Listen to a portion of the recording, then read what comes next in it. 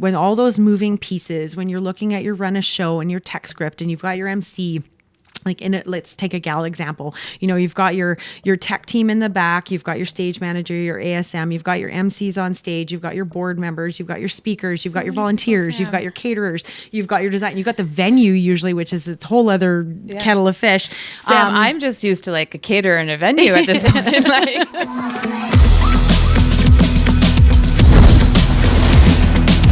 Welcome back, everyone, to the Special Event Rentals podcast. I'm sitting here with Sam Kelch, the CEO of SK Events. Welcome, Sam. Hi, thanks for having me. Oh, I'm so happy you're here. I think it's going to be a breath of fresh air this episode because we're going to talk about some non-for-profit charities, event planning in that world, and later on talk about bar and bat mitzvahs. So I'm super excited for this episode. It's going to go against all of our other episodes that we've aired, but that's a great thing. There's a lot of us out there doing a lot of things. Yeah, absolutely. I want to kickstart this episode with you telling us a little bit about SK Events and how you maybe got into this industry. Very loaded question. Very loaded question. Yeah, it's for the longest time. So SK Events, SK, my name, Samantha Kelch. Trying to find a name. It's like naming humans, right? When we had babies, what are you going to name them? But I found that SK came true to me, and the fact that, my branding is really cool with the S and the K, and we keep it open and energetic, because I don't know if for any of you that have met me, I have a lot of energy. And but when I was in university, I was working for a bunch of marketing companies, like you name it, MBA Canada, Kraft, Molson, going through doing all the things. My degree's in forensic anthropology, so like dead bodies and bones and really grimy stuff. And I love the people solving piece, but I remember going through school, and so I'm paying my way through school. Indiana Jones is not a viable career option. And I know a few people have heard me say that, but it's true. I was like, I wanted to be awesome and travel, and no. So I got my degree and I continued on in the marketing world, and realizing that, as much fun as telling someone's story through the more nitty gritty human genocide, like just political, like very real world things, they can't really talk back, and it's not super engaging. And not that was my catalyst, but it was a moment of, okay, I really like being able to build these stories and these activations. And again, with brand and promotions, that's what it was. You're working with these large companies and guest experience, and seeing the joy that everybody had, and then realizing, hey, wow, I'm part of that. Like, I'm a joy maker, I'm a storyteller, I'm all this. And so I was like, I can do this. And so organically went through, working with the Royal Alberta Museum, Grant MacEwan University, Fringe Theatre, and realizing, okay, I can do this. And I came out on my own. My company turned 11 in March this year. So 2013. Congrats. I know. Yay. That's so good. Almost a decade, Sam. Well, over a decade, actually. Yes, I know. I was thinking dozen years, right? Yes, 12. Absolutely. The baker's dozen. But yeah, it's bonkers to me. And so I've been in the industry now over 20 years, which I know I'm so young and fabulous. But it's insane to see how my progression has been very organic, because that's a lot of how I've built my business is partnerships and relationships. And so I wanted to get out there and tell those stories. And it was a little, not rocky at first, but I my business, I opened in 2013, and during like a major economic downturn, and I thought, holy crap, what am I doing? And then realized, hey, I've got this. And I started working with a bunch of other planners in the city to get my feet wet. I even dabbled in weddings. I love people that do weddings. It's not for me. But you learn, you cut your teeth that way. And then I navigated naturally into the not-for-profit charity fundraising world, just with the relationships that I've had through other clients that, raising money for cancer, all that sort of stuff. So organically over the last 11 years, I've carved a niche for myself in the charity fundraising, but it all stemmed from, I didn't want to work with dead bodies. So go figure. I feel like you went from one extreme to the next. From what I know about non-for-profit is that you're dealing with a lot of people. It's not just a couple. It's not just one point of contact. You are kind of like everyone's go-to person, and you kind of have to navigate everyone's thoughts or what they want. So that is a drastic change. But I feel like your personality handles it. I think that you can navigate all these different people and their different wants, because I think that's a huge part of you. You love to be around people. I love, well, the extrovert introvert piece. And I'm like, I think I'm an extroverted introvert. I don't know how my social battery is charged by being around people. But there's those moments where I'm like, no, you sit back and listen and take that in. And what I've learned over the last few years, you got to manage those expectations. And so when you talk about not-for-profit and charity work, again, I'm not specifically the charity fundraiser, but in a way, I'm part of their toolbox, right? And as part of that investment, but it's event by committee. We're working with board members. So they've got expectations, whether they're governance or fundraising. There's two different styles. Then you've got a committee that you're reporting to, as well as a CEO, plus not to mention all the vendors, suppliers. So yeah, there's a lot. And some days I look back thinking, holy man, how do I do this? But it just comes down to being honest and genuine and just can keep that line of communication open. Yeah, that's a lot of communication, like routes you have to kind of manage. I think that's like one thing that sets SK events apart is that they do deal with all of this, and you can be a part of their team and a good ally for them, every single person. Yeah, and I appreciate that. And, it's interesting, too, when I look at, as we know, there's no such thing as a perfect event. I've always said if I ever achieve that, it's like a perfect score in bowling. Which isn't hard to achieve. Yeah, I would literally retire the next day. I'd be like, guys, this has been amazing, but I'm out. There's nothing more I can do. But the older I get, and this isn't an age thing, it's just the older we get, right? We start to learn and realize that we actually know very little.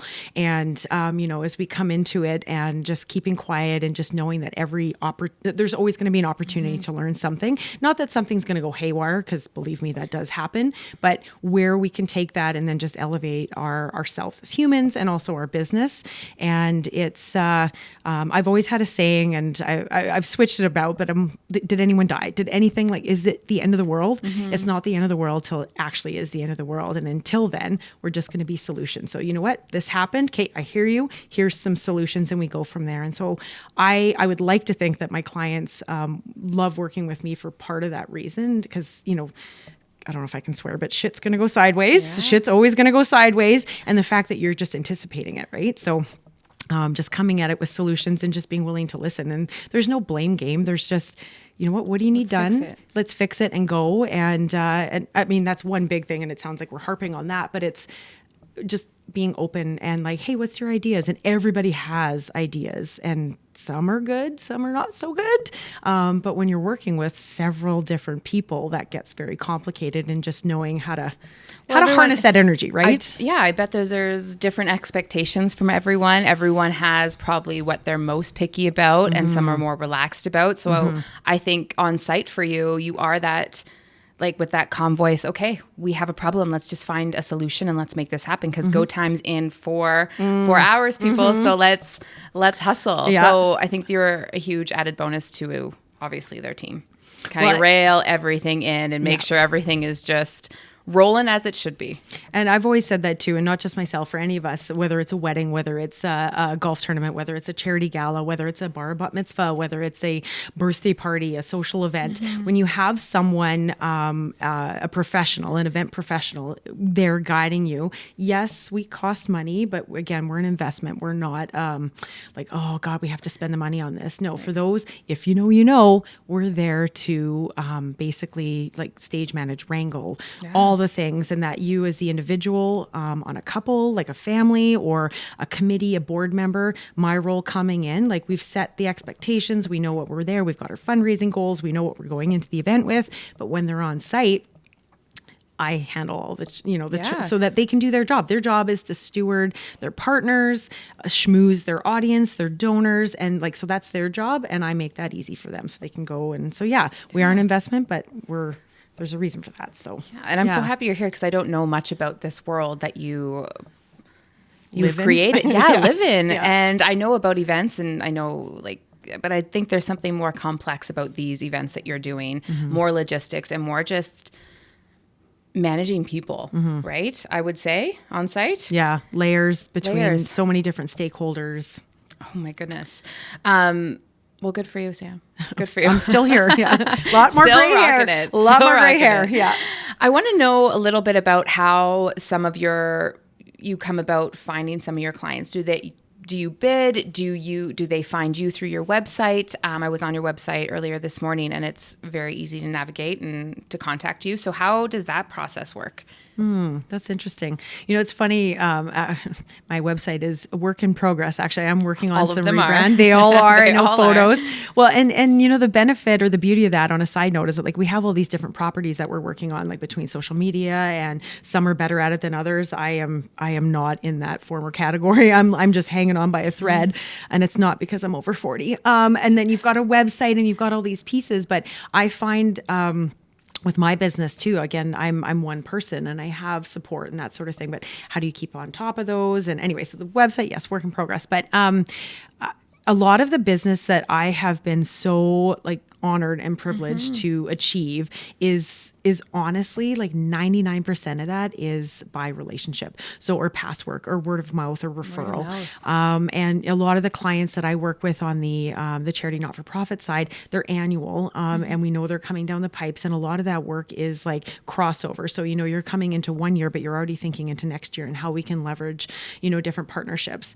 And we might talk about that later too, but with sponsors and partners and making sure that it's not just those one-offs. We're thinking 2-3 years, multi-years, right. That sort of thing. So no, I've been very fortunate to work with these for word of mouth. So, I think word of mouth is pretty powerful, Sam. It is. I think that, and I think some of your clients you've had for years as well. Yeah, like my youngest is around 5. Your youngest. My little youngest is around 5, and my oldest client, and the math is not going to math because I just said my business is 11, but my oldest client is 14. And I count the first 2 years when I was working in their office, and when I left, I left to open my business. So they were my last client, and I'm fine to say it. Like so, Boston Pizza, I've been with them for 14 years, and they've been with me. And when I left, they're like, "No, we really want you to continue on. We love this relationship." And it's been like that ever since. So that actually brings up a really cool point, because when I talk about relationship and I have these families, if you will, and I know that can kind of be toxic, but they're friends, they're clients, I believe in their cause. And that's the number one, like, that's why I want to work with them. And that's key to work with them. I don't work for them. And I know that is just one word, but it lends itself to the collaboration aspect, the team. I'm a tool. That's a soundbite, but I'm a tool in their tool belt. But I bring in different layers of logistics and understanding to the whole world of events and how they can then bring those different pieces to life, whether it's partnerships or how they're engaging with their volunteers and their donors. And I've had very, very lucky to have that word of mouth and different recommendations from other clients that have attended events like, "Hey, Sam, I think you'd be really cool for this. Can I introduce you to the CEO to chat on the fundraising side?" And sometimes it doesn't work because either they don't have the budget or the timing, but there's always been some really cool discussion on there, because I'm all about, and referral too. Let's talk. What are you guys looking for? How can I help? I don't have to monetize that side of it, because it's, again, community and relationships. So yeah, and it's almost like you mesh the two worlds. You mesh their ideas and what they need for whatever is taking place that they need, and you mesh these two worlds of beauty and infrastructure and, ideas, fundraising and all of that because of your years of experience. So I think that is a pretty cool thing to have under your belt, in that tool belt shed. I don't know. If I was having a bad day, I'm feeling pretty good right now. Thank you. So I would assume each event that you put on, there's some awareness that needs to be brought to the event, whether it's their cause or their charity. Is that, as their lead planner, is that a role that you have to take on as well? Not or guide specifically them. To guide. At the end of the day, they're the experts Right. in what they're raising money for, or how they're raising, who their donors are, and they've built those relationships. So I come in as kind of like a layering piece and a textured piece to help bring those ideas or that awareness to life. So I mentioned earlier that it's not that I have to believe in their cause, but let me be like, that really definitely helps. And so I become part of that, and I eat, breathe, and sleep it. And, and I find something that resonates with me, cancer research, for example. Everybody's been touched by cancer. Working with kids in sport, like, seeing them, I have a little kid, there's always something that I can tie to. But in regards to the responsibility of having to manage those expectations, I become part of the, how would I put it? Part of the the fabric of the event. So for example, if a client's like, hey, like our expectations and our metrics are, we need to increase attendance by this much. We need to, our fundraising dollars, we have to be 20% over expenses from last year. Like we'll go over all those metrics, getting into the world of KPIs, like key performance indicators. A lot of that, I wouldn't say applies to me, but I'm always very mindful of it. And so my role, once we've set a budget for an event, is to stay within it and to talk and negotiate on those, the vendor contracts, and to make sure that we get to that number. Am I responsible for those dollars at the end of the day? In a way, but it's not coming out of, right. my end of things, if that makes any sense. Absolutely. But we're responsible to help, spread that message. So if there's, we're not expected to sell tables or anything like that. It depends as a committee role, but our role is to make sure that we've built that package to help the committee understand that they're out to sell tickets, they're out to sell partnership dollars, and what that's going to mean on a guest experience. So we build that guest experience that then allows the client and their board and their committee to go out and sell, get them in the door. That's saying if you build it, they will come. Yes. Well, we build it and they come, and then they come and they have a great time and feedback. And so it is kind of full circle, but we're just a part of that. Okay.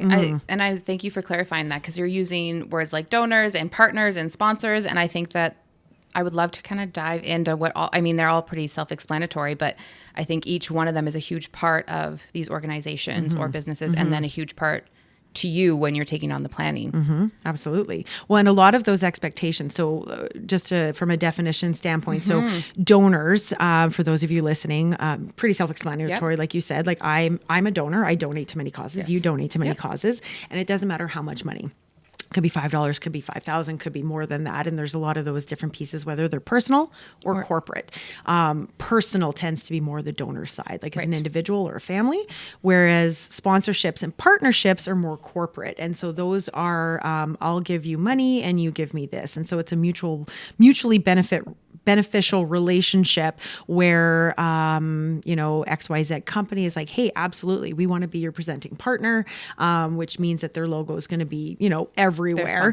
And so you'll get a partnership package, and it lists out what the benefits of the organization can actually achieve. So that's the other thing. We do work with the organization to be like, okay, there are limitations to, you can promise them the world, but there's limitations to what we can actually achieve in which venue we're in, the rentals that we're bringing in, if we're branding anything, how that looks from a sustainability standpoint, if we're, our industry is trying to move out of, the one print options and get more recyclable or go digital, and social media, and what we can plan on that. So we'll help them, hey guys, super great ideas. Let's just maybe cut it down a couple notches, because here's what we can actually achieve. When you have 40 sponsors, there's only so much social media you can do. So we'll have those discussions with them and their marketing team and their graphics to make sure it's all organized. But that's a corporate side. I'll give you this, you give me that. And then, for the corporation, it's a great idea. They get to come in, they get to, they'll get tickets to the event, they get to actually enjoy it. And then that becomes part of their, employee engagement, their other stakeholder engagement. Hey, look who we're supporting. We're super proud to do this. That's how that awareness piece is there, and they'll start selling it that way. But our role within that is, we'll help navigate what that looks like on a package and what we can deliver on. Crazy. And do you do the sponsorship packages? I'm curious, because I get those all the time, or we get them here, and we love sponsoring events to what we are capable to do. But so do you do that, or is that something the committee does, or do they approve it, or? Yes. I'm just a blanket yes, because it depends on what they're looking for. So I also want to clarify between sponsor and partners. You're going to hear that word interchangeably. Sponsor, a lot of what we're doing in the fundraising industry is moving to the term partnership, because we don't want it to be like, hey guys, it's that time of year, and then we only call them up once a year. Whereas partner becomes more of a, I don't know if systemic's the right word, but it's a long-term relationship where it's, well, they're a part of the event. They're a part of the event, but it becomes more than just the event, because we want to make sure that they're locked in with the organization and understand like those key mission and values and vision. One client I'm working with does it really, really well. I mean, they all do it different, because it depends on, if you're a hospital foundation, there's only so much you can go into a hospital. For one organization I'm thinking of, they actually bring partners on board that even before they're partners, they might have just been a small little support. But again, everything everything matters. They bring them in, they tour them around, they show them what they do, and they get them. And by the time those partners leave, it's like this like aha moment of like, oh my gosh, I had no idea you guys did this. So they make it long term, and they invite them to different things throughout the year. So it's not just like, we just want your money. So that's the difference between those two. But in regards to most of the committees that I work with, I like to be involved with those because of the applications that it's going to involve with the activation on site for the event. At the end of the day, we've done a lot of market research too, because we've, like you, seen a ton of these packages out there, which is great. Kind of hoard them. Every year they're different. But then they get really creative. They really do, They right? do. And trying to find different ways of talking to the audience and knowing what's going to work for our demographic, who are now the money spenders. We're so rich. Look at us go. We're not. But we're the demographic. And so understanding that, there's the older demographic, the 55, 60 plus, they're pushing retirement, which good for them, but they have a different expectation. And so we're trying to curate what these packages look like that speak to that quick, fast, what do you want and what do I get out of it? And so that sounds crass, but again, we have no time. A lot of people don't have time. So how are we communicating that? So yeah, I am part of that as it's not just the pretty graphics and we work with the marketing team, but looking at, setting up our budget for the event. That's number one, paramount. And then looking at the revenue and the expense management. Okay, now what can we offset with the value of sponsorship? What kind of values out there? Who are your current partners? And then from there, building out what those benefits that we can go and do. But then also looking at market analysis. What else is out there for similar style of events? What's in and around our market for the organizations that we're working with, and then what that looks like, because as we know, costs are going up. So how are we, so yeah, it's usually like if an event, as an example, is in, like I have July for golf tournaments, it's crazy. A lot of that work that we do is October. So like we'll finish the event, we'll take like a month off, and then we're right back into it. So yeah.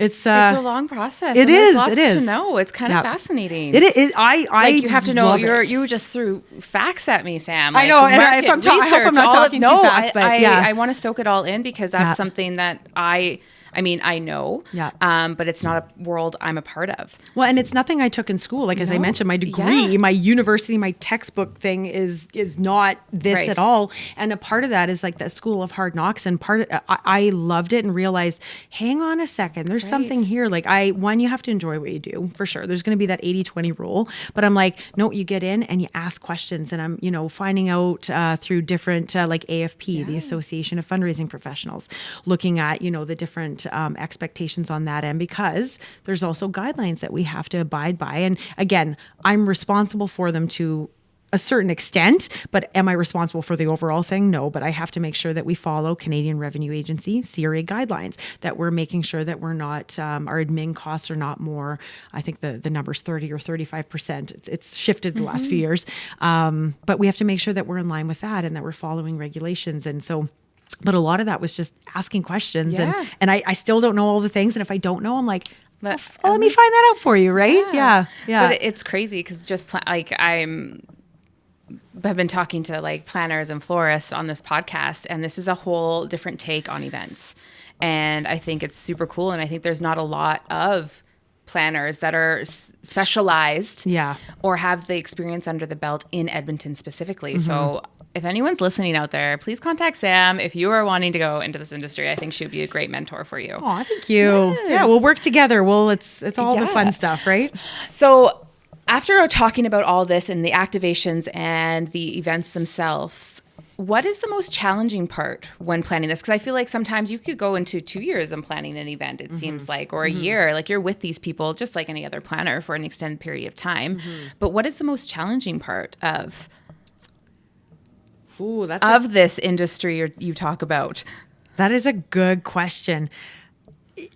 Just like anything with a strength and a weakness, it can be the same thing. With the strength of working with not-for-profit or a charity organization, when we've got, it's not just me coming in to raise like all the dollars. We are part of the team, whether we said committee, board, etc.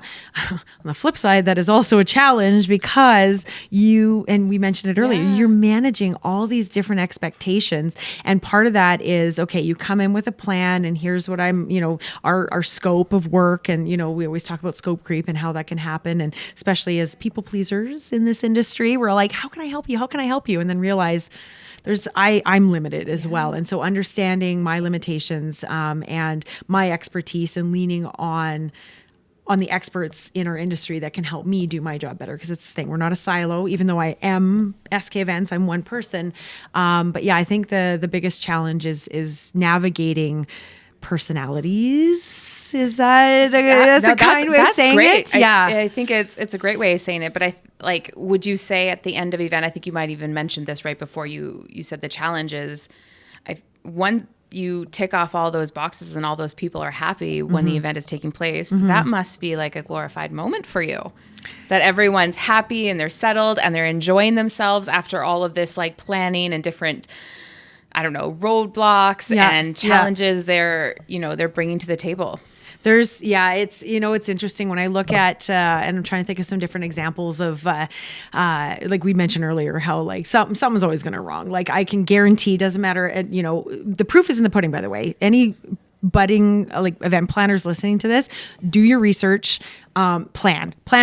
Just plan everything you possibly can, because then you're ready for it, and just know that something's going to go wrong, but you've thought of it already and you're like, oh, I saw that coming or whatever, right? So you got to plan ahead. But for me, you're right. When all those moving pieces, when you're looking at your run a show and your tech script and you've got your MC, like in it, let's take a gal example. You've got your tech team in the back, you've got your stage manager, your ASM, you've got your MCs on stage, you've got your board members, you've got your speakers, you've got your volunteers, you've got your caterers, you've got your design, you've got the venue usually, which is its whole other kettle of fish. Sam, I'm just used to like a caterer and a venue at this point. Like this is wild. And so many different, and registration teams and all this sort of thing. And for me, it's like, okay, and it's like I start like checking off the list, and I'm like, hey, done. And when it all like flows together, I just have this little happy dance, and I'm like, oh my god! And it's so funny because I get so much what's the word I'm looking for? Not gratitude, but like just fulfillment, and enjoyment out of the fact that things like, because when you put a plan together and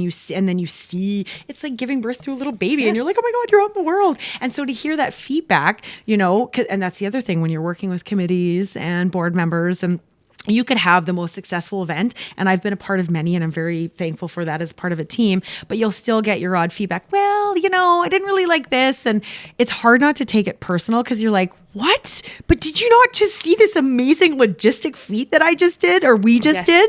So it's hard not to get it caught up in the weeds, but and again, 20 years into it, 11 years in my own business, I still have those moments. I'm like, oh man, but learning not to take that personal, because again, beauty's in the eye of the beholder. So someone could be like, well, I don't know, the lighting was just a little off, and you're like, well, that was a venue thing, or my cutlery wasn't, like small little because people, when events go well, they start to pick on small stuff. But you know what? I don't always have an answer to it. It's hey, you know what?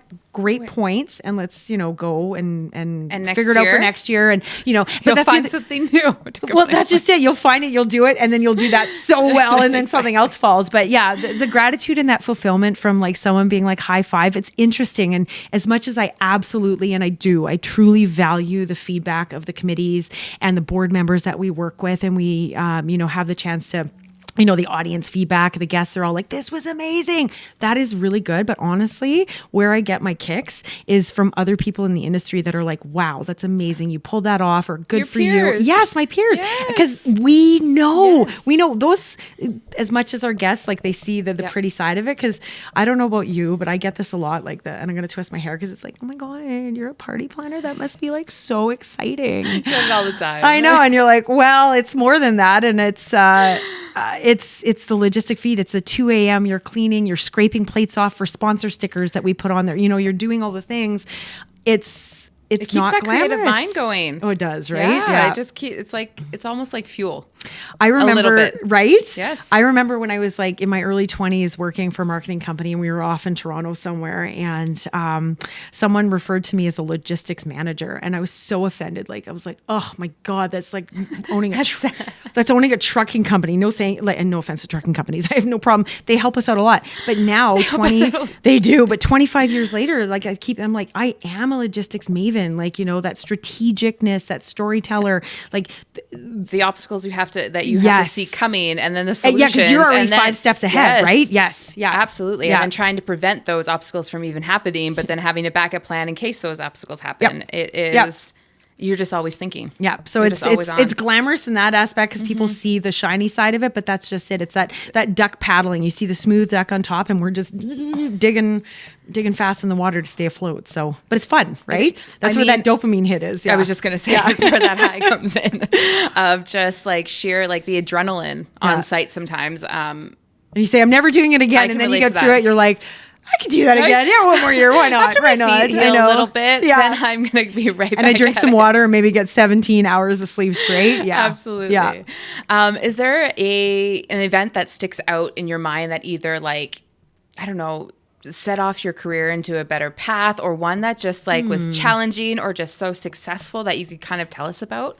Because I think a lot of these events, which I really like, and that's where I've met you and we've created a great friendship, is through rentals and how rentals and set design is a huge part of also what you do. These people are coming year after year to you, like your oldest, 14 years. How do you elevate their event each year to something new when you're dealing with kind of the same rental companies? Yeah, with Edmonton being such a small market, and again coming back down to those like partnership. Like I'm so glad you said that. Like we are friends first, and that affinity that we've come to appreciate this industry and all of its fun and quirky format. But again, it becomes back down to that relationship side and knowing where we can elevate their event. So from gala fundraisers, obviously, I say obvious, but I mean it should be obvious. Like yes, you're going to have your table linens and your chairs and all those elements, but how are we able to create these moments for their guests when they're coming in, and just, giving them a reason to celebrate. Like, yes, I'm very happy I spent this money to be at this event because yes, they're coming for the charity, but they're also coming for an experience. We love our parties here in Edmonton and, and we love giving to great causes. And so, we're starting to see a shift a lot in the industry in the sense that these moments of elevating their event design it's more than just your centerpieces and your tables and your stage design. It's curating those moments through the online auction space, if there is one, or if it's a pre-reception or even registration and that flow, and how we can use rentals to actually build that out. And so having those conversations, that comes down to the early budget stage, being like, look, I've been a part of this event for so many years. This is how I want to elevate it next year, and giving them a reason to why we want to spend more money, and obviously knowing it'll have to come out of somewhere, but reallocating, and then, step by step, just negotiating those moments. And as an example, one of my clients, and something very simple, but how it just transformed the space. We worked with a client actually with Boston Pizza, and trying to, our venue is a finite space. There's only so much room that we could have for the banquet inside the space. You get your round tables and, you got your logistics in there, and you're stuck at like 150 tops. Like we're pushing people in there.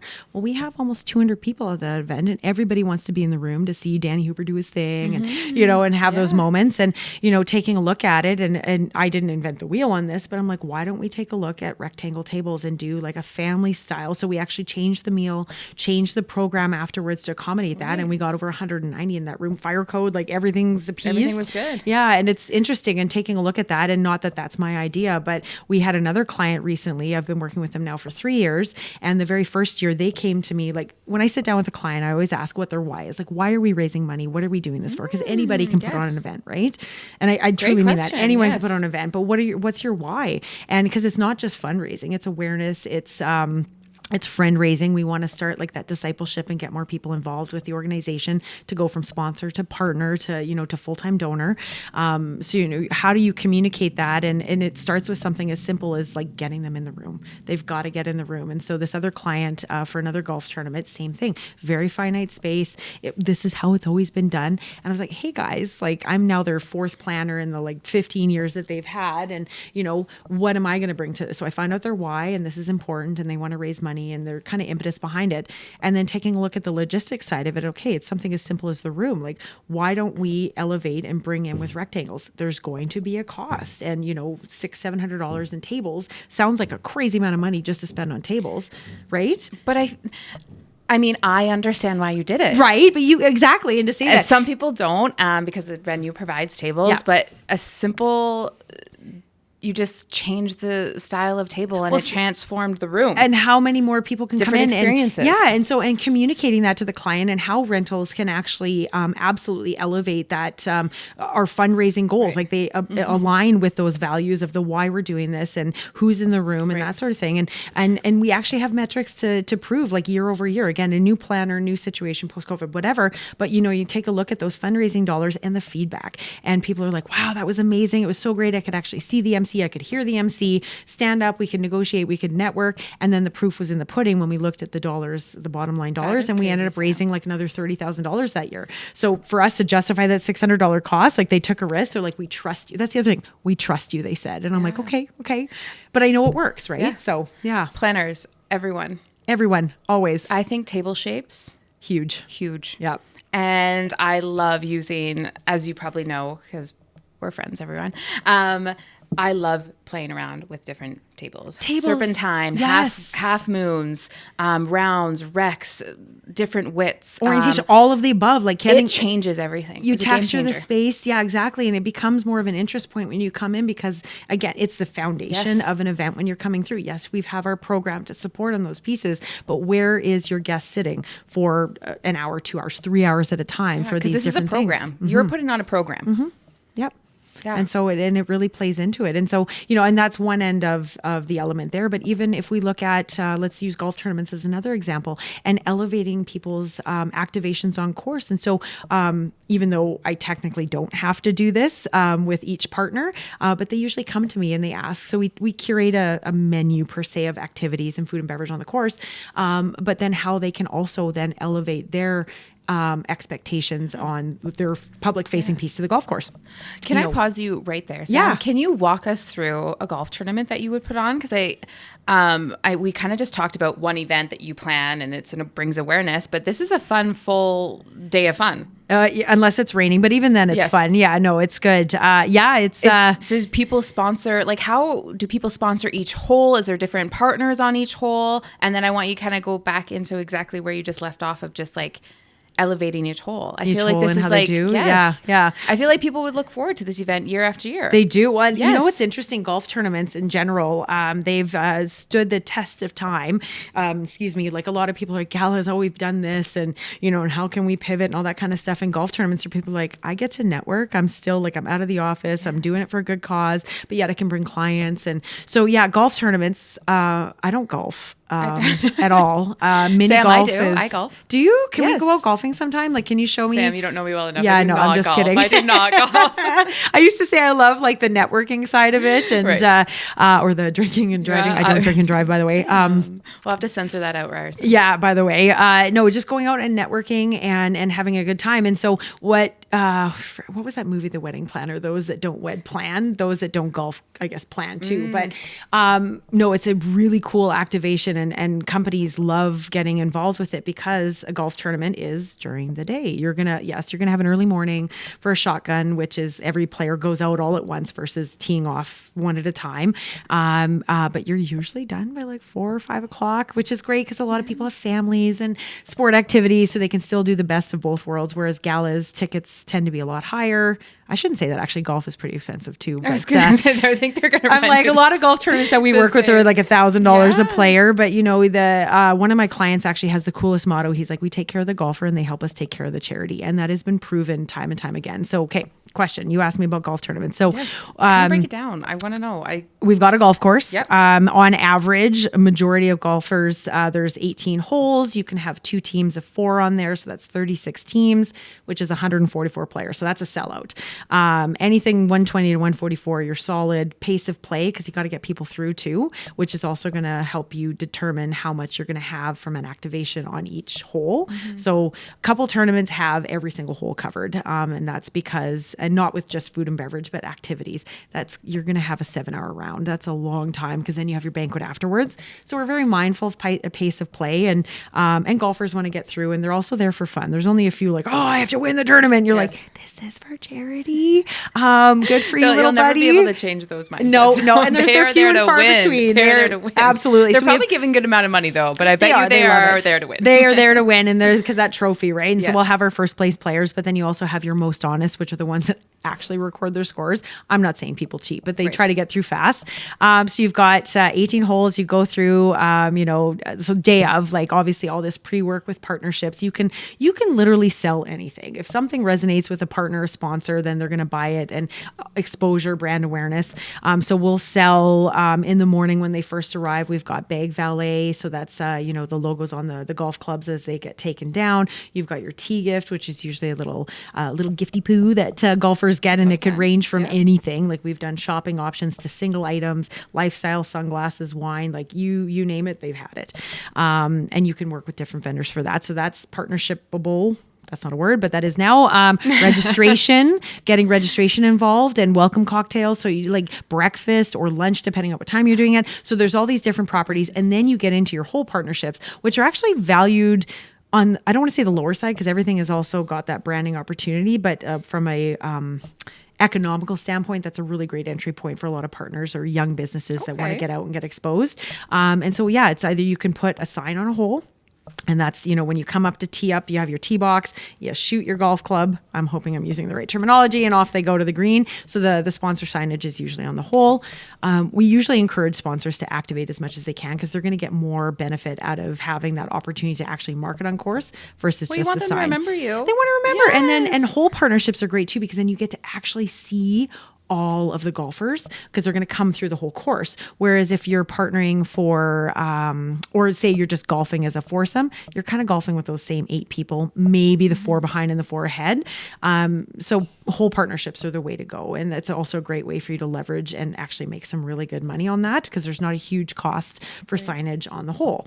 And then of course, then you get into your dinner afterwards. So people will go, they're going to golf, they're going to have a good time. They're going to follow AGLC rules and only have 1 drink on each 9, that kind of thing. And you'll see a lot of what we're doing now with golf tournaments too, is trying to like get those 0 proof and like non-alcoholic beverages in, because when you're having some good times for 8 hours, you also have to be very mindful about guest safety. Lots of food. So they're eating their way through the course with different partners and stuff, that too, and prizes. And then when they're all said and done, they'll come off the course, and we'll usually have a little fundraising or some sort of activation through there, get them seated, because there's also a buffer between when the first team comes off and the last team that comes off. Right. But by that point, the sun's shining, they're on the patio, they're having a good time, and then we'll sit down for dinner.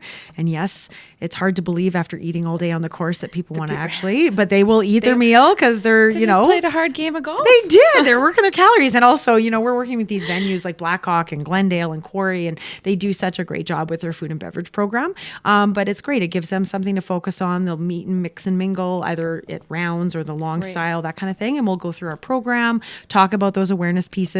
And it's not just at the end of the day for awareness. I'm really trying to work with our organizations to thread that through the day, so that it's not just like, oh yeah, so why are we here? No, they know they're there for this company or this organization, and it kind of bleeds through. And and then after they're done, we'll either do a live auction or something like that, depending on what those fundraising aspects are through the day. And then taxis if they need it, and off they go. And then we'll follow up afterwards with a thanks so much and photos. And remember this, like the Throwback Thursday. Do we even say Throwback Thursday anymore? I don't even know. But it's a great opportunity. You're on the course, you're mixing and mingling with clients. And so they're doing business too. It's a win-win on all sides. Yeah. That is crazy. I know some of our team, they drop off at different holes throughout the golf course, maybe with you and some other planners. So I think people have games, and like, I don't know, you can really do up your hole, or really just minimize with some branding. Well, branding, but whether it's food and beverage as a product, or they're supporting with candy or something like that, something fun that they can take away because they want to take away, but using rentals. Yes, that's right. To come full circle. Like, you guys have a huge inventory of different games that are fun, and, But do people do that? Like, we have, when we deliver there, I know sometimes they have like the big Connect Four going to a hole, and then whoever wins the game gets a prize or something at each hole. And they do fun ways to activate, but then there's also, we've worked with larger tournaments, pro-ams, where they're bringing in luxury lounge furniture and sitting out there and adding in like McEwen years and years and years ago. They don't have the pro-am anymore, but we brought in their massage students, and they came in and did massage. Yes. Yeah, or just like casual ways to sit around, or another way that we're elevating is, you're getting talked at all the time, and sometimes you just want to chill and also pace of play. We want to just get them through, but having a moment where they can come in, help themselves to a little beverage or a lemongrass towel. And, but being unorthodox and having that wow factor that it's not just a folding chair. They're valuable. Folding chairs are great. You want a place to sit, but having a really beautiful lounge piece and having those colors, and speaking to your furniture as an example, it is very versatile. Like, yes, you have this incredible, I'm like petting my chair right now for anybody listening. It's gorgeous, this Cassidy. But other elements that you guys have too, especially with the tents and having those different, it's not just the pop-ups anymore. And so we're seeing... Pop-ups are, I would think, though, are the easiest. Oh, they're so easy. They're so easy to deliver to a hole. And up and off we go. And, exactly. But how companies are using those elements, and it's like, again, you're spending a little bit of money, but they may not be making money per se on the whole as a brand, but they're helping the charity, and then that guest experience, like it's all full circle. So. What a wild world, Sam. I know. I feel like I just like droned on about golf there. But I love it. I love, you kind of you paint us a picture of it's a beautiful day. Like you're coming in, it's sunny, and everybody's just so excited to be out there, which, I mean, the weather, you are really at the mercy of the weather, but very small, quick sample of one of my clients. They actually, this is when they sat down about the why, and we talked about this, and they're like, by the way, we specifically choose this date because we studied the weather charts. And I don't know how much of that is actually true, but like they've like held on to the fact that they've had amazing weather for like the last 9 years. We're talking like hot, gorgeous. So they have to be doing something right. They have to be doing something right, except last year, literally raining sideways. It was so cold. But you know what the cool thing is? You've built a really cool brand with this event and the organization, and people want to be there. And we had 216 golfers. So it was an even bigger tournament, 27 holes. And sure, people are like, oh my God, it's raining. And we're like, well, we did well for the last 9 years. 1 in 10 ain't bad, right? But people are just like the camaraderie it built, and people like no one cut out early, which you'd usually see like peace out. No, they're there to the bitter end. It's fun. It's not they like love you're the cause. sitting out in pouring rain eating. Like you're going from, you have your golfing umbrellas. When you're whipping around and like people are like shooting off and their clubs are flying into the water hazard. Yeah, it adds to the fun. And we're going to talk about it for years to come, right? Yeah. Remember that year? Well, that was 5 years ago now, but we're still thinking about it. So, yeah. Well, thank you for sharing your knowledge on non-for-profit and charity events and fundraisers. Always. It's an exhausting. I learned a lot. It is. It's an exhausting industry, but it's so meaningful, and so to know that we're doing good work. We're doing great work, and we get to be part of the team. And I always used to say, I'm not curing cancer, but like directly, but indirectly we are. So it's we're part of that whole mechanism. Yeah. Well, thank you for sharing all of that. Always. I want to move into bar mitzvahs and bat mitzvahs because this is a whole other world, I think, too, that you're involved in. Mm-hmm. And I want to know how you got involved in the Jewish community putting on these, I want to say glorified birthday parties, which I don't. I feel like you're going to shut that down. I sure am. And I want to know what they are. Like, what are they about? I know it's a boy turning 13. Roughly. So and again, full disclosure, acknowledging I am not Jewish, but I have been adopted into the community. I have been lovingly, a couple of years ago, we worked on something for the Jewish Federation of Edmonton for one of their fundraisers. And I can't remember, well, I don't want to name names, but one of their community members said to me, they're like, you are an honorary member of our community, because I've had, it was a most touching thing ever. So I come from a position of I'm learning as I go, and I'm constantly learning. But yeah, bar mitzvah is a rite of passage. So it is not a birthday. It does tend to fall roughly on their Hebrew birthday, maybe not their, I don't know if it's Gregorian calendar, but like their like actual birthday, but their Hebrew birthday. But sometimes it doesn't. So it's definitely not a birthday, but it's a rite of passage. So it's a religious ceremony akin to confirmation or catechism or something like that. Just sort of coming of age, if you will. So bar mitzvah is for boy. Bat mitzvah, which is B-A-T, is for girl. There's also b'nai and b'nai, which is B'-N-A-I and N-E-I. And so that refers to fraternal or identical twins. If there's two boys, two girls. Yeah. Wow. Which I just learned about a couple of years ago. That's too. Awesome. So so many different ones. So it's incredible. The Jewish community here in Edmonton is thriving, and they are the most generous, honest, like genuine, like the coolest families I've had the chance to work with. And you're right. Like, how do you get connected through there? And again, goes back to word of mouth. And I was, it was so lucky to work with a family.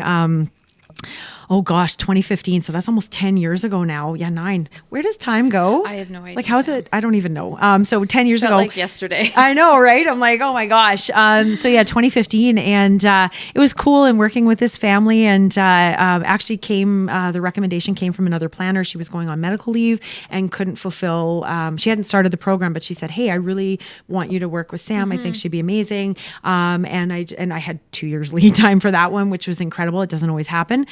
And then from there, people attended the event, and it grew from there. And it was really neat too, because that one was it was Stephen's Bar Mitzvah. Stephen's Bar Mitzvah. And we did this really crazy. He loved DC Marvel comics, and so we did this big comic book rip. Like I had so much fun. We had actors like kidnap his parents as part of the story, like Batman's origin story.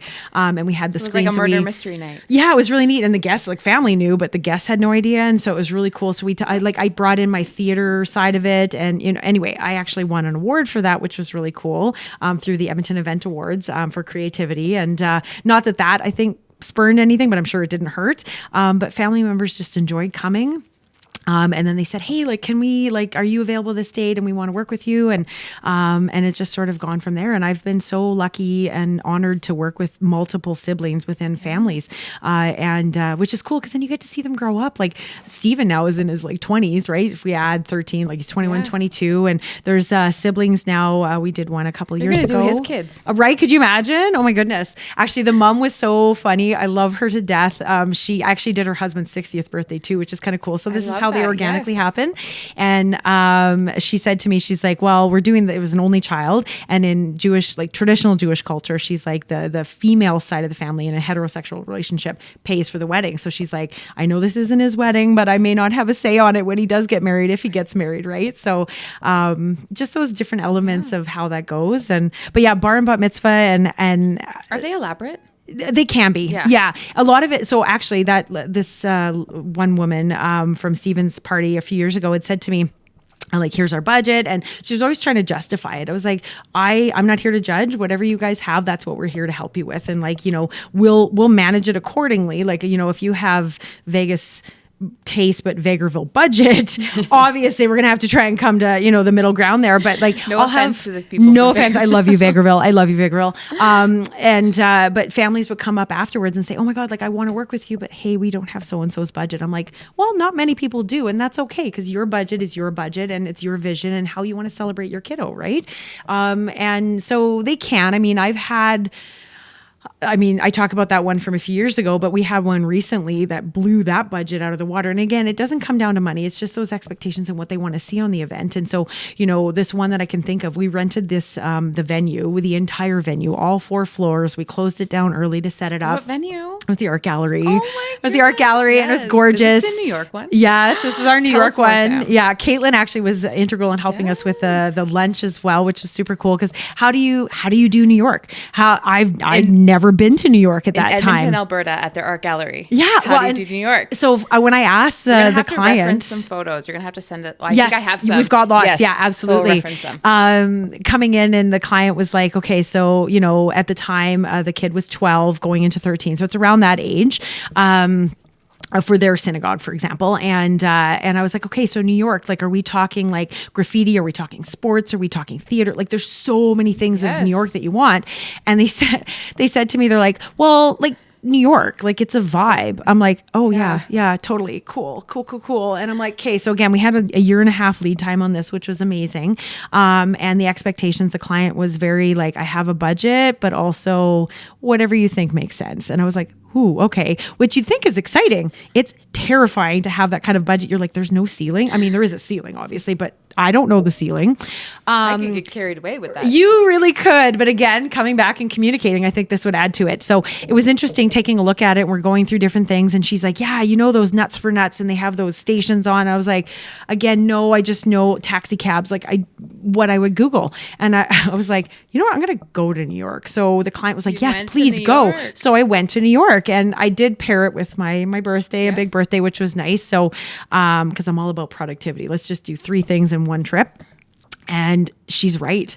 If you know, you know, it's a vibe. Like you go and New York is a vibe. Like, you know, there's Times Square, there's Greenwich Village, there's, you know, Harlem, there's all these different, like the history behind it. And just, it's so interesting until I immersed myself. And again, it was a week. So you can't do all of New York in a week, but you can sure get a lot done. And the inspiration I got from that and how we could, you know, build out that vibe, because again, it wasn't just one particular thing. And so what I wanted to do was sort of like transplant New York without it being tchotchke. Like we didn't want to be like cheap or anything like that. And it just had to tell a story. And I'm a big fan of telling stories. So bringing in that electric vibe of like the big Times Square, you know, pieces. So we had this massive LED back wall behind the DJ, which was flown in from Toronto, which was super cool.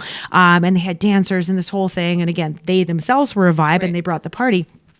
But how we supplemented that with this massive, you know, wall. And again, the art gallery is such a unique space in the sense that we've got this like Manning Hall right downstairs, but it's kind of broken into two it's like areas. An L shape, but not an L shape. Yeah. Like a V almost, but not. And then you got the restaurant there and high, low ceilings. Second floor. And so different sight lines that you're playing with. So we really wanted to play to that. So traditionally, and you know, not all planners, but a lot of them work with the back of Manning Hall where they have this art piece that becomes a cool backdrop. They also have a projector there. We took away from that and went actually onto the windows in the front. Not new, but we did it that way so you could see from the second floor because we had some tables up there as well. And the client, was very adamant about like not everybody has a seat, but not everybody has a place. So as in the sense that we're not saying you have to sit here because it was very organic, just like New York, just all over the place, right? Times Square, or it not even meshed Times Square. And it worked, right? Yeah. So we built in this really cool piece with the LEDs. Again, we're not saying this is Times Square, but it was like you could, the nod. And then this central piece where I wanted to play around with Central Park. So in mitzvahs, so let me actually back up a little bit. Mitzvahs, yes, it is a religious ceremony. And so families traditionally make it a whole weekend. Friday night, they do a Shabbat dinner. So Shabbat is the practice of after sundown until sundown on Saturday is no work. There's no photography, there's no music, there's no like, it sounds very boring, but like within synagogues, it's like they just honor that idea of like in the Catholic Church, the Holy Sunday. So this is Friday's Shabbat. It's time to be with family. So they would have a dinner and usually that's for all the out-of-towners coming out of town. And then the Saturday morning traditionally is when the service is either at 9 or noon and it is like 2 or 3 hours. And these kiddos have been working at this for over a year. Learning their Hebrew because they lead the service, which is so cool. And they're up there with the Torah and it's really quite beautiful. And they're always so nervous. So it is like a ceremony. Oh, it is 100%, like very much so. And they get candy thrown at them at the end, and which is super cool. And so they've got the service piece. It's so unique. Those traditions within, and it's beautiful, cool. and they look forward to it. And there's teachers within the community that are, you know, grandmas and grandpas, and they're teaching them and to like understand and read Hebrew. And you're not just reading it, you're actually reciting it and you're understanding it. So that's the big part. And then they'll finish with what's called a kiddush, which is like a lunch. And so you feed everybody coming in the congregation, and then they have a couple hours downtime, and then they come and party, and then they party, which if we have the ability to spread it out, we'll try and put it on the next day so you can have some downtime with family. And but then they'll party, and then the next morning on Sunday they'll do a brunch, and then it's a whole weekend. Yeah. But yeah, in regards to the New York theme. Yeah, the New York theme. So going back to that with the Central Park. So the kids always have their own little section in the party because they don't want to sit with their parents, right? And you're looking at they're often doing their thing, you know. It's like a family reunion almost. Right, exactly. And so the kids break out. So when you get the average age of like, let's say 12 to 15, that's kind of the chunk of kids, school kids, whether they're from school or within their class with their mitzvah classes, they'll want to hang out together, and they always have like their kids tables, and they could be anywhere from 40 to 80 kids. Like we've seen it all over the map. Whereas then families got the younger ones and the older ones, because then the 16, 17, 18, they're like, oh, I'm just here for the food. I'm just kidding. But also, and so they'll hang out on their own. So we wanted to build out this other area. Like we wanted to make sure the kids, so in the art gallery, had their own specific section and actually a place to sit, because kids, as we know, off on tangents and they're never really going to sit there. So we also had to find where they could sit down. They had a space to eat all their food, whatever they wanted to eat, but then they could get up and go, and then we could transition that space into the dance floor, because again, had to layer all of our activations in there. So we built something like a Central Park system where we had had because again, art gallery, really tall ceilings, right? How are we bringing in that vibe where yes, the art gallery was chosen specifically because it had kind of a New York theme to it, but then we built in some trussing. So our buddies at Invert, who did the gig with us, we built in this crazy 10 by 20 situation of trussing on all four sides, which then I layered, and our friends at Fabulosity came in, and I wanted like a canopy of trees and all this kind of stuff. So all this greenery and having it in there. And then we brought in fake turf underneath on the ground that cut to form, and then picnic tables. So we kind of had that kind of Central Park picnic with a little bit of the, what's the checkered pattern called? Black and white. Yeah, the black and white and the red. White checkered. Yeah, like checkers, just picnic. You think a picnic tablecloth? Yeah. With and then we did cake pops as their centerpieces, like as part of the dessert. But the food was all stations. And so we built little storefronts around the area, and we used the restaurant as like a quiet space. I'm using air quotes, quiet space for the adults. And we did like TVs in there, and opened the walls. And then we did this crazy, amazing dessert activation on the second floor. And so our friends, Gloria at Art of Cake, came in and just ran with it. And it was like this big candy story. Sam. I know. Well, these are dropping. I love it. Well, these are great venue. Yes, yeah, they're absolutely. all amazing. And and that goes back to this event. Like, yes, it's my quote unquote brainchild in the the vibe of the New York, but none of that would be possible without these amazing partners that we can come in and I can say, hey, I've got this really cool idea, and I can trust them, and they can bring my vision to life, and and the client, and it's not just a one-off. The client's part of all this, the tasting, and the builds that we do. We did a lot of custom builds for this and backdrops, but then that lends itself again to the rental side, which is so cool. Is how yes, there's some custom pieces that we need to bring in that you may not have because again, it's got to be viable on your end, but how we can then supplement that with all the different elements of picnic tables, of different textured tablecloths, of different styles of chairs and high boys, low boys, furniture and that sort of thing. So even as simple as infrastructure like pipe and drape hardware, crucial for this because we had to build out some different backdrops and stuff. So yeah, it's pretty cool.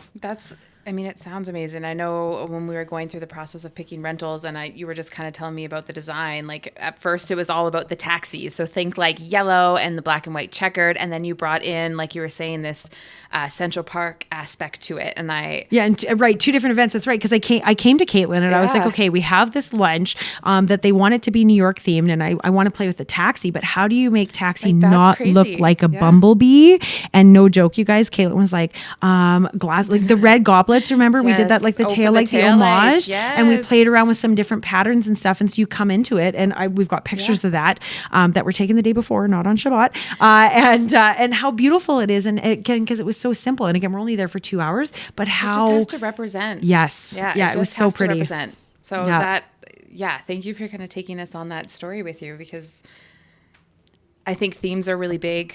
I mean, in both aspects, the non-for-profit, but 100%. Also these and how that plays into mitzvahs. Telling a story, whether it's not for profit or if it's a personal social event celebrating a rite of passage. The theme means something to the client, whether it's a personal thing or if it's something that's going to take their story for their brand and weave it through on their fundraising goals. And the cool thing with the mitzvahs, I've been doing them now almost 10 years and 3 or 4 a year, which is so cool. Not one of them have been the same.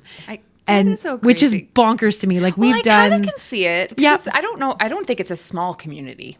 No, by any means. Yeah. But I don't think they want to be the norm. They don't want to do Hollywood. I think they want to. And we've done Hollywood. We've done film. The last mitzvah or the last. Yeah. There's a little bit of that. There's a little keeping up with the Johnsons for sure, and that's why you'll hear I don't have so and so's budget. And you're like, but that's okay. And how we can tell the story of the kid and what means to them. And like you said, Hollywood. We've done versions of that with film, like movies. We've done movie premiere styles. We've done baseball. We've done dance. We've done Harry Potter. Actually, that's not true. I think I've done a couple Harry Potters, but different versions of them, superheroes. So yeah, you're right. It's kind of neat how they don't necessarily like to one up, but you'll see that with any client. They're like, hey, we've seen this done, but we want to do it better. All right, I hear you. Or I know what to do better. Or what in their mind. We've seen this. This is what we don't want to do. Yeah, exactly. Yeah. Oh, well, thanks for sharing all of that. I want to move on to our next topic. I have so many topics for you. I'm so sorry. This is so fun. You're a very interesting woman. Oh, thank you. CSEP. Oh, Certified Special Event professional. You just got that, Sam. Sure did. Yeah. And I've been putting it off for years. Congratulations. I think that's a big milestone in your career. It's bittersweet in a way because it's just like it feels like icing on the cake, but it's not. It's just the beginning. What? You know? Yeah, like tell us a little bit. Yeah, what is it? So from your point of view, it's alphabet soup, right? We've got all these different designations out there. So in the industry and whatever industry, we're talking like, wedding planners, they have the WPICC, right? The wedding planner, I don't know the rest of it, but I think those are the acronyms. You've got CMP, which is certified meeting planner, which is not strictly conferences, but it does lend itself to that side. And then you get the CSEP, which is our certified special event professional. I think they're trying to shift to maybe certified strategic event professional because it does encompass a lot of live event producers. And so it's part of ILEA, so International Live Events Association, which I am the current president of the Edmonton chapter. Year 2 of 5, which is crazy. Wear a lot of hats, Sam. I'm tired. Oh my goodness. You're gonna have to. You're concluding that though, the ILEA. Yeah, ILEA. I'll be past president as of June 30th, so which is cool. So you'll get a little sleep then, maybe not a lot. Yes, but taking a year off, and then exactly. Yeah. But so it's part of that. So ILEA, in conjunction, and ILEA is international. Like we've got ILEA Canada, which represents all 4 chapters here in Canada: Edmonton, Calgary, Vancouver, and Toronto. So we're an affiliate. Then there's like HQ, there's Europe, there's the States. So it's all over the place, which is amazing. And this designation's been around for, I want to say 20 plus years. And they just rewrote the curriculum over the last 3 years, I want to say 4 years, kind of during COVID. And actually one of our members, Jody Paulson, was integral in leading that with ILEA HQ and a company here out of Edmonton, which is cool. So, but it has international. So it's an exam or a designation, if you will, that you have for 3 years. Once you have it, you do upkeep. You can either rewrite or education hours. But what it tells the outlying world, like you're coming to me like, you have the CSEP. What does CSEP do? Well, what we're noticing a lot in the industry and what we're trying to do is not necessarily regulate or standardize the industry, but again, like what makes me any different than, a planner that just gets started other than years of experience and, which is crucial too. But, anybody can go to school, anybody can do this, right? But what sets me apart? And part of that is the ethics and the code of conduct and, and that experience. So it's an exam that you go through and you have to have a minimum of 5 years full-time experience to actually be qualified to even write the exam. And you have to prove all that through, whether you look T4s through an organization or for myself, I had to go through the process of writing my CV, which is curricula vitae or whatever it is, but listing my clients, and which was also an incredible exercise, being like, oh my God, I've done some cool things and I've worked with a lot of cool people. So the designation there is we're trying to elevate the industry and show the expertise and the professionalism. And so, it's what's the word I'm looking for? It's like vetting. It's vetting us, right, and setting us apart. And so not just on the Canadian stage, but on the international stage. And so, fun fact about the CSEP. So it's been around for a while. Not everybody has it. Like you tend to not necessarily fail on the first time, but you really do have to know your stuff. And I can't share a lot because I had to sign an NDA with the exam and questions, obviously. But you have to know your stuff. It's situational. It's not like this linen color, this size of whatever. No. It's bigger than here's the situation, answer the next so many questions, and you're like, okay, and you have to know the nitty gritty and not really studying, like there's terms and stuff. But that's the you have to have 5 years experience. You could be vetted by another CSEP or someone within ILEA, but you don't have to be part of ILEA to write the exam. And I think there's a rental one too. There's tons of different. So it's trying to set us apart and show us on the international stage. So within the 20 years, there's only less than 40. I think I was 39 in Canada to get it, and less than 400 in the world. So we're trying to push that. We want more people to get it because it shows the level of commitment that you have to the industry, the level of commitment that you have to your job. Yes, we take it seriously, but knowledge, intrinsic knowledge that, I didn't realize. I'm like, God, I do know a lot of stuff and I'm still learning, but 10, 20 years makes a big difference. So, one of our colleagues, my colleagues, Jennifer Lear, she is a CERP. Yep. Part of the CERP. So that is a certified event rental professional. Yep. It's just all about knowledge. It's not about linen color or what looks pretty, which is my expertise. It's all of the nitty gritty. Yeah. When you're on site, fire marshal comes, what do you like? Yeah. All of these things you got to know. Yeah. So I think that they're very valuable. Oh, it's so valuable. Yep. And you touched on a good point there that yes, there's the pretty side, the like, the twisting of the hair. I love me my pretty side. But it's also like so many layered pieces to risk management, liability, and all those different pieces, contract management, negotiation, exclusivity. So it was pretty cool. I mean, I appreciate her knowing all of that and being a you gotta have someone on your team, right? I go to her if I'm taking on a job that is more in her field. I can go to her and say, "What do I do in this situation? What are my plan Bs? How do I make a good plan A?" Like, it's a solid resource to have in your people that you do, and it's writing the test was nerve-wracking. Actually, more nerve-wracking than the actual test because when you get in there, you trust yourself, and but you're right. It's good to have that reminder of that knowledge. Like, was I terrified I was going to fail? Of course I am, but that's, my own imposter syndrome. And then you get the pass fail. Thank God you press the button. And I was like, I did pass. And like, I surprised myself for some reason. Like I had no idea. So yeah, I think your advice would then be to, if you have the time and energy, absolutely. You have 6 months to write it. Yourself, go and certify yourself. And, for those new planners that are coming out there, that it's not that it's not for you yet. Right. Give yourself some time, work with us in the industry, get that time under your belt, whether you're working for an organization or working for yourself as an independent. But putting the time in, like, why did I delay? I've been in this industry for so long. Why did I delay? Part of it is I'm afraid to fail. I just want to, and just have that. But it's once I've gone through it, and then it's just like, wait a minute, like just you kind of sit up a little taller now, adding the little, like, yes, they're letters after your name, but it's like, you put in the work and it honors the past that you've had and the fact that you're building a future. Like I'm in it for the long game, like there is a shelf life in this industry. I mean, I'm not getting any younger, but I'm getting smarter. And so just being able to utilize those expertise, those resources. And so, if you're just getting started, you probably don't want to sign up. It is a lot of money to get going, but once you're in it, and it validates your experience. Yeah. Awesome. Yeah. Well, as we're wrapping up the end of this episode, oh my God, already? We're done? I know. We could talk for hours. I know. That's the hard part. I know, right? There's so much to talk about. There's going to be a part 2, people. No, I'm just kidding. If I go over my time with Ryerson, then he has a hard time uploading these videos because they're so long. So not that he gives me any and we've been slack like about that. Gold. Like everything we've been saying is gold. It has been. And it's been so just organic and natural. So thank you for being here. Always. But I want to ask you one last question. Okay. What do you see for SK coming up? Ooh, great question. Where do you want to see it? Where do I want to see it? A lot of the work that I've been doing, and I'll say work is professional and personal, so therapy is important, everybody.